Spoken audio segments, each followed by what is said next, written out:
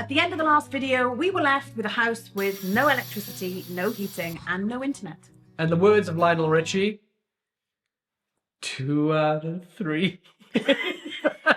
I can't even say it. 2 out of 3 ain't bad.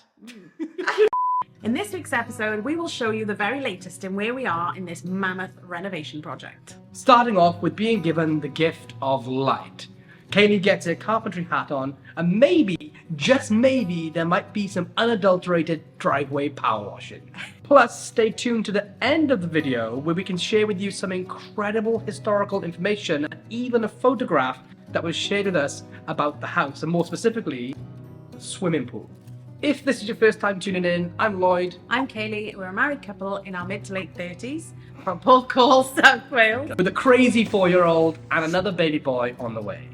We just sold our first 100-year-old renovation house and used the profits to buy another 100-year-old house, which is going to be our forever home. It's only 300 meters away from the beach and has a heated swimming pool or pond in the back garden.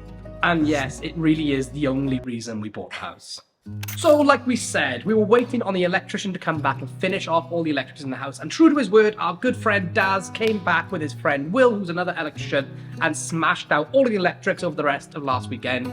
He added in some extra features too, which we didn't know we were getting, like a front porch light. Do it, Kale. Yeah. What?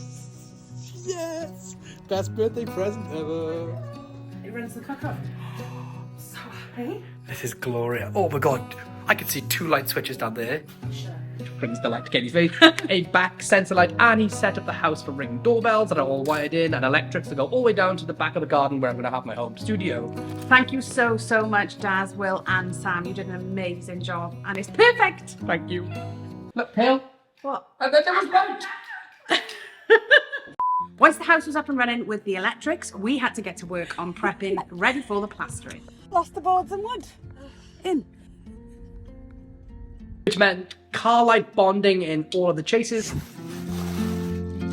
Car light gypsum.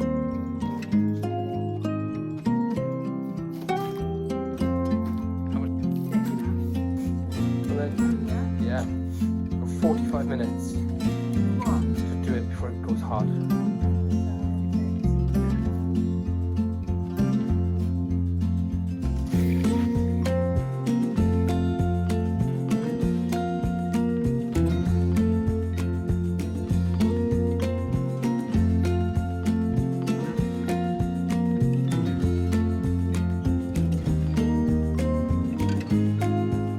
Screwing down all of the floorboards and painstakingly, inch by inch, peeling off every gosh darn piece of wallpaper that was strewn across this house. I guess you could say I was dancing on the ceiling. So tonight, Matthew, I will be.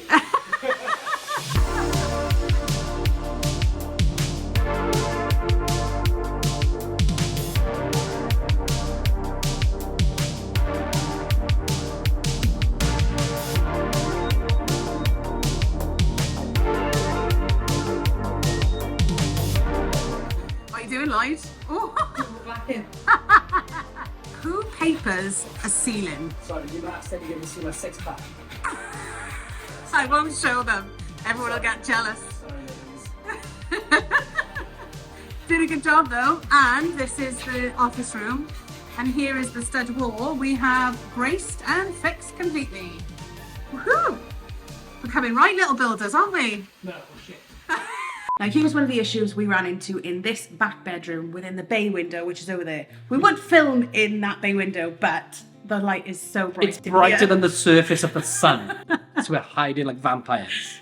We started to see some evidence of damp in the roof and around the underneath of the bay window. So I ripped it all apart, took the ceilings down, and before we aimlessly tried to fix it ourselves, we called in our builder friend, Irof Davis, who is a builder, and he came down and gave some amazing advice.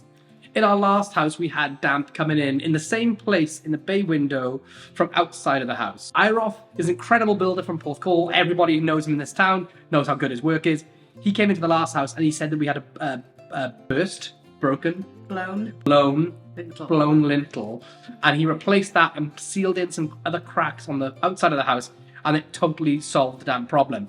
So we called him down, he came in and he took a look at this window, and he said, actually, he looked outside, looked inside, he said, this issue is nowhere near as bad as your last house. You've just got a bit of a split in the LED flashing outside, and you just need to seal off the portion between the window frame and the tiles with some expanding foam on the inside.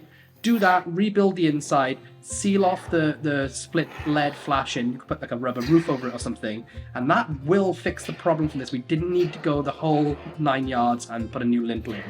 Which was good for us because it saved us money, time, and we could do it ourselves, which is what we really want to do in this project. Hayley took on the internal project entirely on her own, and then for the last bit I just screwed in wood that she'd cut because she couldn't get time. Nope, I was actually exhausted by the end. Originally within that window there was a built-in chest of drawers which we took away. We ripped away all the plasterboard and we exposed all the underneath. It wasn't insulated at the time, so we built using pieces of wood. We built a frame that extended a little bit further so we could pack it full of rock wool and make sure that it was sealed with expanded foam and make sure that it was fully insulated on the inside. We then plasterboarded the whole thing. We did exactly the same to the roof, and this is where we are now. The ceiling, not the roof. Oh, the roof. The roof. I might have had a dot and dab, which is the coolest thing ever, although I did flick a lot on the window. But on the outside, I have scaffolding being delivered, fingers crossed tomorrow, as long as Stone Bert stays away for the duration. Then I'm gonna get up on that roof and fix it. It's not gonna be a pretty fix, but it will be a solid fix. It just needs to be sufficient and needs to be sealed. It needs to work and stop the damp, basically. So I'm gonna get up there and I'm gonna do it. Yeah. Yeah. And I'm gonna have 999 on speed dial just in case he falls. But you also do have Scaffolding. life insurance on me, so, you know. Yeah. There is. It will come out. Shut up. Should have got a dog. By the way, if you haven't done so already, please hit that subscribe button so you can see Lloyd fall off the scaffolding next week. And if you're a real glutton for punishment, hit the notification bell too. Okay, let's get in that room now. Right, you do the lights. Yeah, do all that. And you have to bring the extension cord. Kaylee just unplugged an extension cord to move the extension cord into the next room. It was designed to stretch into different rooms.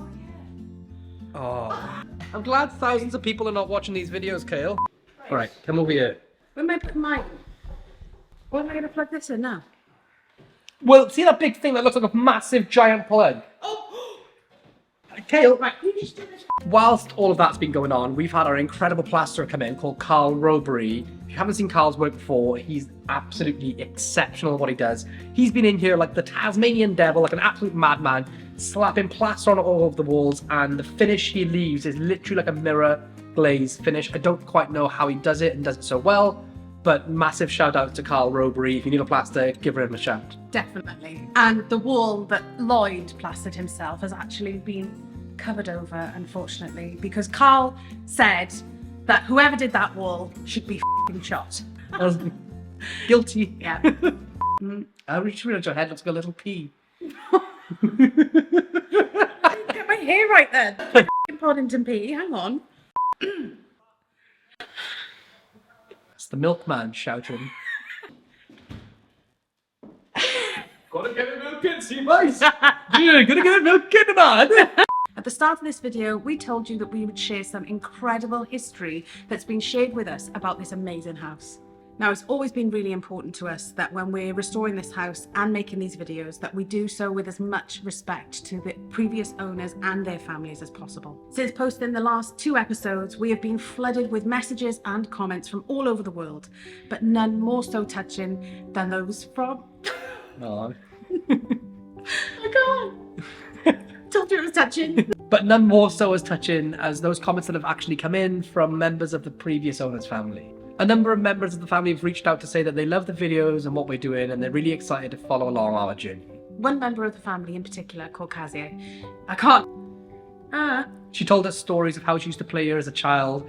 When she was running, she said she would slip on the hard floor in the hall, and for that reason, she believes that there may be parquet running underneath the hallway flooring. So we've got to check that out, so we'll come back to that later.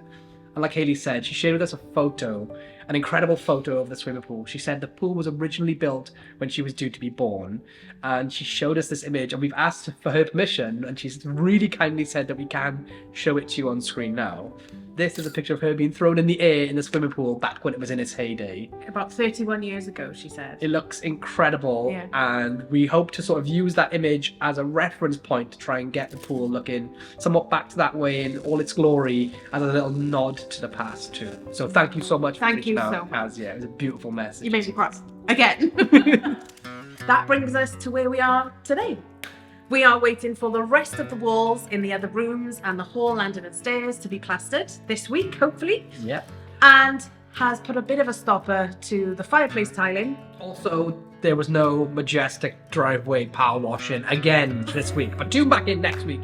Maybe you'll see some, because once, hopefully, these walls are finished being plastered throughout the house, we'll be ready to do some tiling, some painting, getting some carpets down, and some majestic driveway power washing. Some majestic driveway power washing. Oh. So if you haven't done so already, take a massive sledgehammer and smash that like button. Drop us some comments. The comments that you've previously left us with some advice, some tips, and some ideas have been beyond helpful. So if you have anything you want to say about this project, please comment down below. And if you haven't done so already, hit that subscribe button and ping the notification bell so that you'll know when we drop the next episode next week. Why is this happening? I don't know. I think it's so cool. I feel like the Fonz.